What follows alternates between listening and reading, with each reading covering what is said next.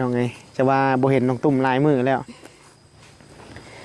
นับอยู่บ่จักโตจิรอนะฮะนับได้จักโตบ่เขาไม่ได้นับเอ้าเจ้าบ่ได้นับอีก เป็นไดคือว่าบ่ได้นับอีล่ะผัวคอยนับผัวเจ้านับนี่คือเสียงกวางนะไปล่ะ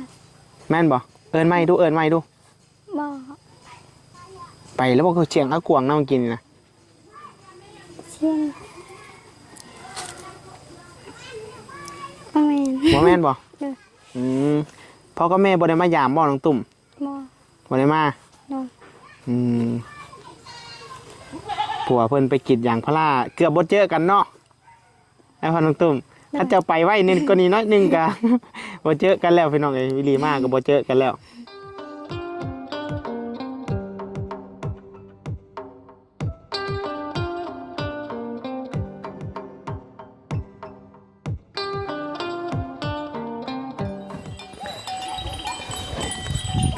งัวผู้ใดเนาะสมาลายโตเถอะพี่น้องเอ้ยย่างรุดๆหลายๆอยู่ขายบ่งัวเลยครับขายบ่งัวนี่ขายบ่ตัวเท่าได้นี่นะนี่ตัวน้อยๆนี่สิซื้อไปเลี้ยงนี่หยอกข้าเจ้าก็พี่น้องเอ้ยงัวผู้ใดนี่งัวไผงัวเจ้าบ่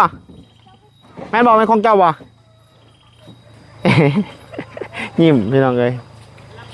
ยิ้มอย่างเดียวเลยโอ้มาแต่เลี้ยงงัวได้นี่พี่น้องเอ้ยพากันย่างลุดมาเลยกับสบายดี FC เบอร์สุขุสุคนนะพี่น้องเนาะมื้อนี้มาหาน้องตุ่มอีกแล้วพี่น้องเอ้ยเนาะรถไปบ่ได้ย่างขามหวยก่อนพี่น้องเอ้ยปานนี้สิพาพี่น้องขามหวยไปหาน้องตุ่มอยู่ทั้งเฮือนพุ่นโอ้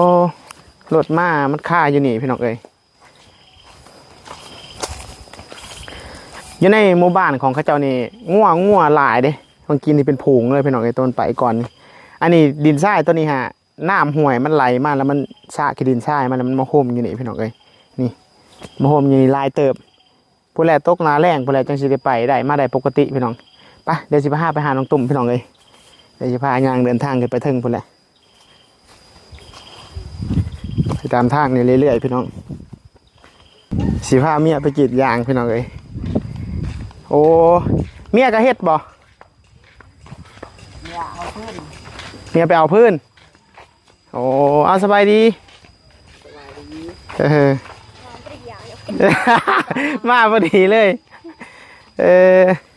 เมียสิไปกินไปหาพื้นโอ้ยก็ไปคนละเทื่อกันข้าราชการจะไปกินยางก็ได้อะกวางจะไปกินยางก็ได้ป้าอาตุ่มอยู่ก็ได้คราวหนึ่งจะไปน้องตุ่มเนาะมีเวียกสิเว้านำเดี๋ยวยางเขาห่มกันเป็นอะไรเกี่ยวกับเพื่อนไปปลาได้นี่สองผัวเมียนี่สองผัวเมียกระตุบหน่อยนี่น้องตุ่มผัวไปเฮ็ดเวียกไปนั่งห่มน้องตุ่มสบายดีแล้วบ่สบายดีสิแล้วบ่สบายดีได้ลายบ่จิรอมือนะฮะมัดแล้วบ่ตายแล้วจะบริกินบ่ฮะฮอดบ่ลอยโตฮอดบ่ลอยโตมือนะไปยืนดีป่ะเดี๋ยวยืนทางในมันบิลลี่บริมาเดี๋ยวสิจ่ายเงินแทนพี่น้องเอ้ยครับพี่สอบกิโลที่มันคุดมาเพราะว่ายังเข้ามาบ่ได้ฝนตกน้อยหนึ่งมันมื่นนะทางมื่นนะเขามาบ่ได้เอาน้องตุ้มนั่งนี่นั่งพี่เจ้าเพิ่นกำลังสิพัวเพิ่นสิไปอันนั้นพี่น้องเอ้ยพี่ตลอดจะมายืนพี่สิไปเอาพื้นบอกพัวจะไปเอาพื้นจิรอมันได้แล้วประมาณ100 ตัวเนาะ3 เทื่อจะพูด3 เทื่อเดี๋ยวนี้เด้ซะกินหมดแล้วฝนตกอยู่นอกนี่แต่ว่าบ้านเจ้านี่ฝนบ่ตกแต่มันตกอยู่นี่ทางเขานี่มันมื่นบ่อนขึ้นนะบ่ขึ้นมาบ่ได้พี่น้องเอ้ยเอาสิเดี๋ยวไอ้เช้าเงินให้เด้อถือว่าสิจิรอที่เจ้าคุดมากมื้อน่ะถือว่าไอ้เป็นคนซื้อเดี๋ยวสิจ่ายเงินเพราะว่ายังวิลลี่ใช้ไม้นะน้องละอันนี้ไม้นะวิลลี่ต้องทำพิซซ่าจิรอของน้องเพราะว่ายังบอกให้น้องไปคุดแล้ววิลลี่บ่ได้เข้ามาเอาเพราะว่าเป็นยังเหตุผลก็คือ ฝนตกน้อยเดียวแหละพระทางมันมืนซึ่งรถบิลลี่ขึ้นมาแล้วมันเตวบิลลี่ก็เลยมาบ่ได้คือมื้อนี้คือกันฝนตกอยู่นอกอ่ะแต่อยู่บ้านเจ้าฝนบ่ตกบ่อยู่พี่ บ่ ฮะอยู่นอกนี่ตกหันมื่นเลย โดย ไอ้เจ้าชิเมื่อแล้ววังหันนี่จนกลับเมื่อแล้วพอดีก็เลยอวยรถกลับมาใหม่พี่น้องเลยมาหาน้องตุ่มใหม่ก็เลยว่าเอ้าคันค่ากับค่าแล้วว่าบริเขามาหลายมือแล้วเอาสิกิโลของเจ้ามือนั่นน่ะให้เจ้าไปคุดเนาะ โดย เอาสิไอ้เสียเงินให้100,000เด้อ โดย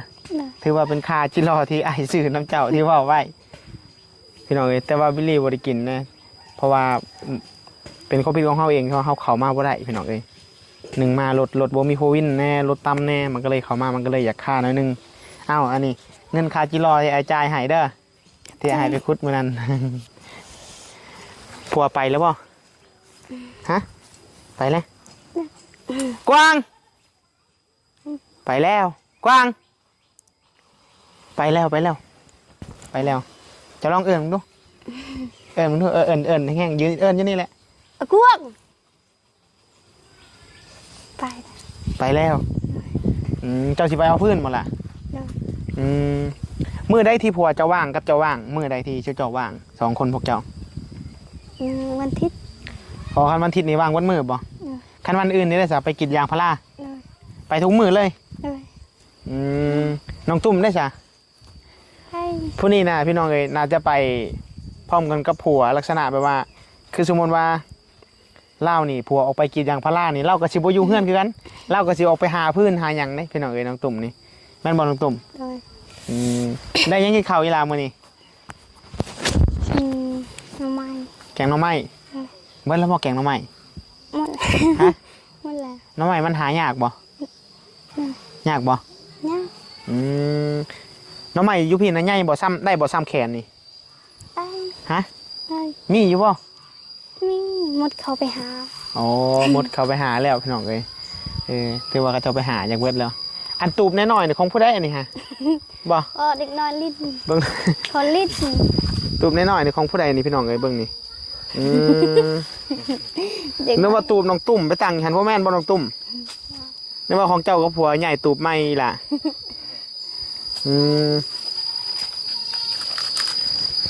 ผัวเพิ่นได้รับเงินแล้วบ่กินยางพารา ยัง บ่ได้รับ เลย อากวางเอ้ยอายตัวไอ้คุดจิรอแม่นบ่อาตุ้มบ่แม่นพากันจมให้อายว่าจักโอ้ยไอ้ตัวคุดจิรอ ว้า บ่เข้ามาเอาบิลลี่บ่ได้เข้ามาเอาแต่ว่าบิลลี่กระจายเงินพี่น้องเอ้ยเนาะเพราะว่ายังบิลลี่เข้ามาบ่ได้ฝนมันตกดุโพดทางมันมืนมันเป็นทางขี้โคลนนะพี่น้องเอ้ยบ่อนนั่นน่ะบ่ปัญหาปานใดพุ่นอยู่ทางนอกพุ่นเป็นบางเทื่อคันฝนตกแห้งเลยคันฝนตกแห้งเลยอยู่นอกอ่ะเขามาได้เพราะว่าหนทางมันฝนตกแห้งแล้วมันสิไหลขี้โคลนออกเลยเด้แล้วมันน้ำไหลแล้วมันขี่มาได้ แต่ถ้าฝนตกหน่อยนึงนะมันสิเปียกแฉะแล้วรถมันจะมืนเข้ามายากอีกเมื่อกี้นี่ก็ฝนตกได้อยู่นอกเลย เลย ไอ้จังบ่ได้เข้ามา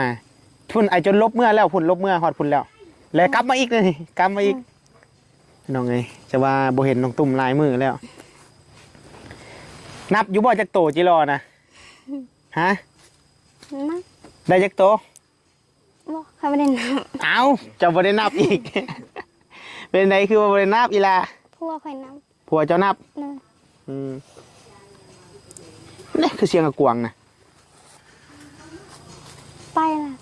แม่นบ่เอิ้นไม่ดูเอิ้นไม่ดู บอก ไปแล้วบ่คือเสียงกระกวางนำกินนะ เชียนประมาณ บ่แม่นบ่ เลย พ่อกับแม่บ่ได้มายามบ่น้องตุ่ม บอก บ่ได้มา เลย ผัวเพิ่นไปกินอย่างพลาเกือบบ่เจอกันเนาะไอ้พ่อน้องตุ่มถ้าเจ้าไปไว้นี่ก็นี่น้อยหนึงก็ บ่เจอกันแล้วพี่น้องเอ้ยวิลีมากก็บ่เจอกันแล้ว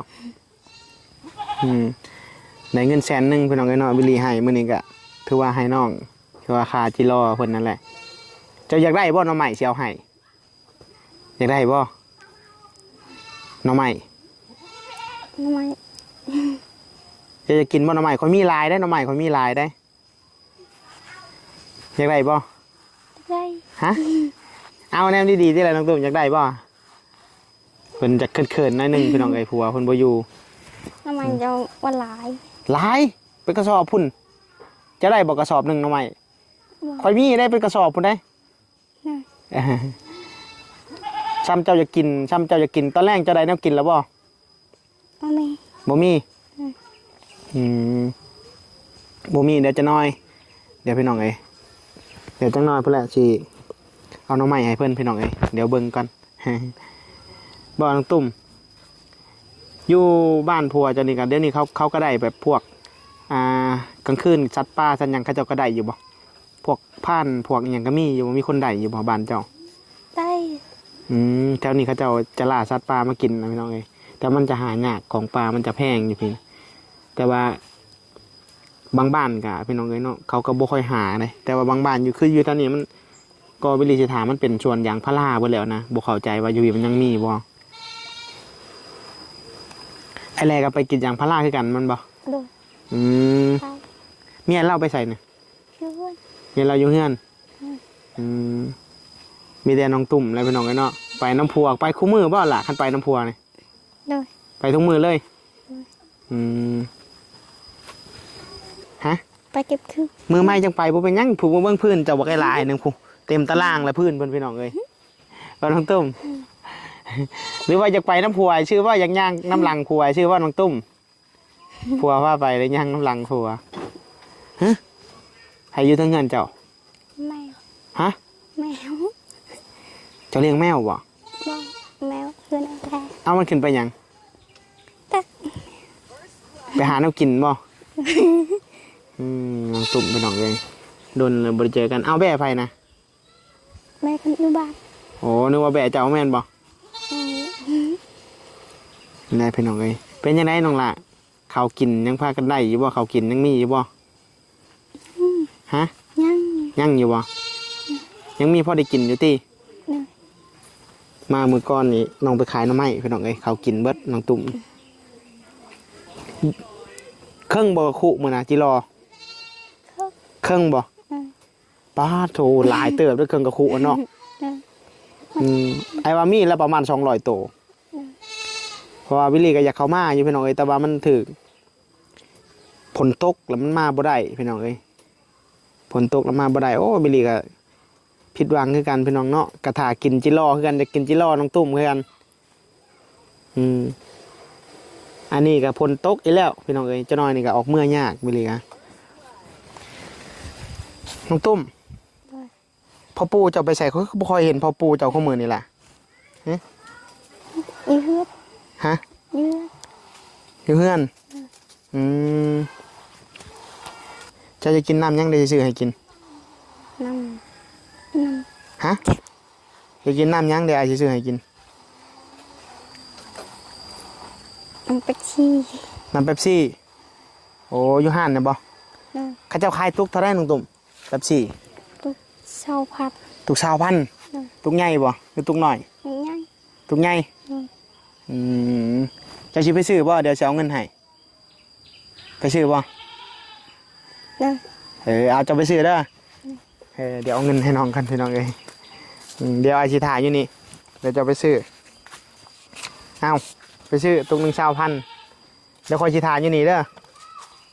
โอเคเบิ่งไอ้ปิดไมค์ก่อนเบิ่งเด้อปิดไมค์ก่อนพี่น้องเอ้ยเอาไปเลยไปเลยน้องตุ้มเดี๋ยวสิถ่ายอยู่นี่เป็นหยังคือว่าบิลลี่เขามาอะไรอันนั้นพี่น้องเอ้ยเนาะบางคนสิว่าโอ้ยว้าวแหละคือบ่ผู้ถาบึ้งกับถาบึ้งอยู่มือคุดจิรอนะ มันบ่แม่นนั่นพี่น้องคือคอยอันจากเขามาพี่น้องเอ้ยเนาะแล้วบัดนี้แหละบ้านเล่านี่ฝนตกแล้วมันมาบ่ได้หนทางพี่น้องเอ้ยเข้ามาแล้วก็มันค่าขี้ตมรถวิลลี่ก็คือพี่น้องเห็นนั่นแหละจอดโดยพุ่นตอนนี้ก็ถ้าฝนตกแห้งก็ขึ้นบ่ได้แน่นอนนี่พี่น้องเอ้ยมันเป็นสั้นๆเนี่ยมื่นเลยได้ถ้าฝนตกหน่อยนึงน้องตุ้มเพิ่นก็สิคล้องท่าและบิลลี่ก็โอ้ยันน้องเสียใจพี่น้องเอ้ยคิดอยู่เหมือนไงวะว่าคันเฮาบ่ได้เข้าไปนี่น้อง2คนนี่สิคิดว่าเฮานี่ตัวแล้วบิลลี่ก็คิดอยู่ได้พี่น้องเอ้ยมื้อนี้ก็ออกกายมารอบนึงแล้วสิเข้ามาแล้วฝนตกข่อยลบมาฮอดพุ่นแล้วก็ขี่ขึ้นบ้านอะไรและบัดนี้ข่อยท่าให้ผลเศร้าปุ๊บนี่ข่อยเข้ามาพี่ปั๊บเลยพี่น้องเอ้ยเข้ามากอ่ะมันจะมืนแน่น้อยนึงพี่น้องเอ้ย มื้อแรกอะบิลลี่ก็เลยตัดสินใจว่าเอ้าคันสิฆ่าก็ให้มันฆ่าซะก็เลยเข้ามาซะเพราะว่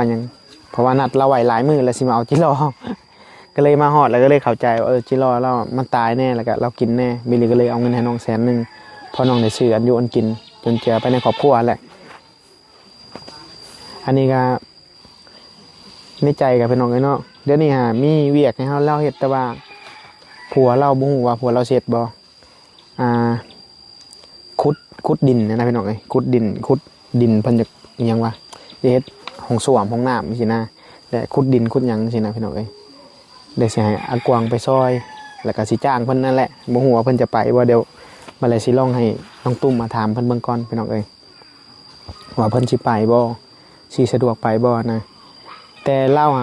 เดี๋ยวนี้เฮ็ดเวียกยางพาราที่บิลีเบิ่งนี่คือสิปะบ่ได้ดอกขนาด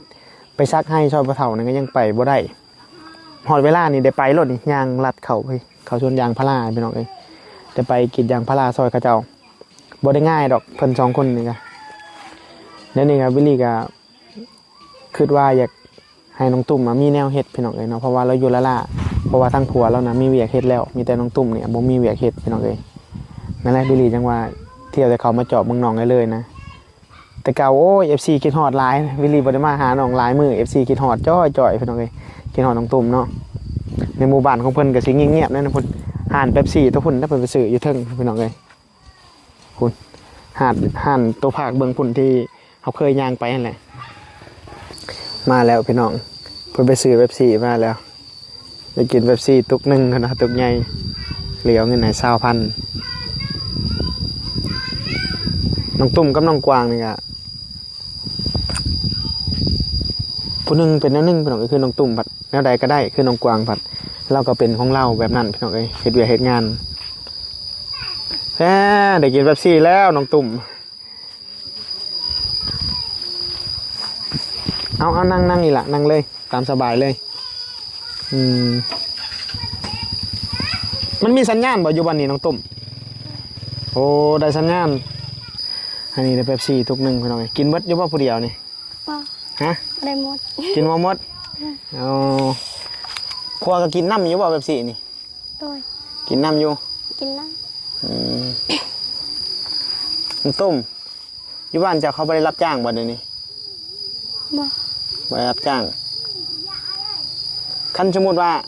แบบมื้อใดจะว่างแหละจ้างไปเฮ็ดเวียกอันใดอันหนึ่งแบบผัวเจ้าเราขุดดินขุดหยังเราสิไปบ่ไปฮะเราสิไปอยู่บ่ได้พี่สิไปอยู่ดอกเนาะคัดจ้างไปขุดดินได้ขุดดินแบบว่าขุดดินเสียดห้องน้ำเลยนะขุดดินเป็นหลุมแบบนี้แบบที่เจ้าเคยขุดนี่นะเป็นหลุมแบบนี้นะพี่สิไปอยู่ดอกเนาะหากมีดอกคนขุดซอยอยู่พุ่นนะไอ้ป้องกับขุดซอยไอ้ป้องผู้มาน้ำอ้ายนี่ไม่มีอยากให้เพิ่นมีอยากเฮ็ดนั่นแหละพี่น้องเนาะก็หลายคนที่จริงคนขุดก็มีอยู่แต่ว่าว่างๆแล้วเพิ่นอยากให้เพิ่นได้เฮ็ดนั่นเฮ็ดนี่แน่นะพี่น้องสำหรับน้องตุ่มเอ้าอีล่ะคือบ่กินไปแม่หาจอกมาเหยินกินแม่น้องตุ่มไปเพิ่นเขินบ้าพี่น้องเอ้ยเนาะผัวไปป้าคันผัวเจ้ามาแหละบัดแล้วจะถามผัวจะเด้อน้องตุ่มเด้อถามเบิ่งว่าไอ้บิลลี่เล่าอยากจ้างงานจังซี่เด้ออยากให้ไปขุดห้องน้ำซอยจังซี่บ่สิจ้างเงินดอกบอกผัวจ้ะนี่เดี๋ยวค่อยน่ะสิไปส่งคือจังว่าค่อยมารับพวกเจ้าจังซี่น่ะเดี๋ยวค่อยสิไปส่งอยากไปบ่ไปเล่นเมืองพีนน่ะเห็นผู้นั้นเว้าว่าเจ้าอยากตุ้ยแม่นบ่จะไปอยู่น้ำลาวจะตุ้ยโลดไปอยู่นำผู้นั้นนะกินตลอดได้ผู้นั้นนั่นแหละพี่น้องเอ้ยเนาะบิลลี่ก็มาก็บ่ฮู้ว่าสิจักสิซื้อหยังมาฝากน้องเนาะบ่คิดบ่ออกเลยพี่น้องเอ้ยว่าจักสิเอาอีหยังมาฝากเราจังซี่แหละแต่ละมื้อเพิ่นก็ไปให้ไปสวนเพิ่นไปไกลได้บ่ไปไกลเฮาย่างนำนี่คือสิบ่ได้ดอกพี่น้องเอ้ยดุแท้ๆ2ผัวเมียนี่ไปบ่ได้อยู่บ่อนเก่าอันนี้ก็คันมาบ่ทันนี่ก็บ่เจอซ้ำได้นี่พี่น้องเอ้ยเอากินได้แม่อีหลาแบบซี่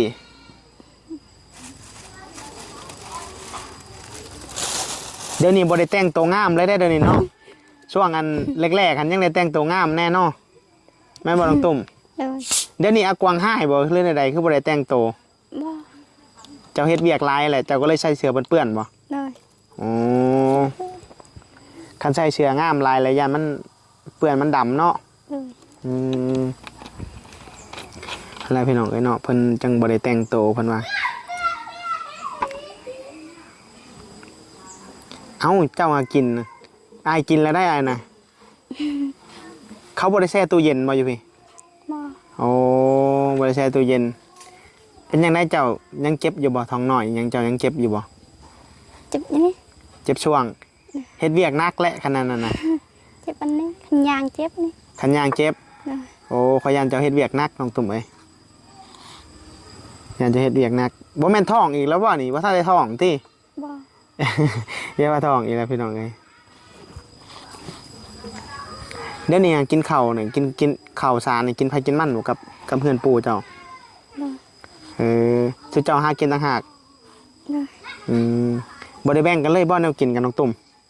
แม่ ฮะ แม่ อีหยังคือแหนมลงดินหรือเป็นอิหยัง เพิ่นอยากไปสงสัยอยากไปหาเพื่อนบ่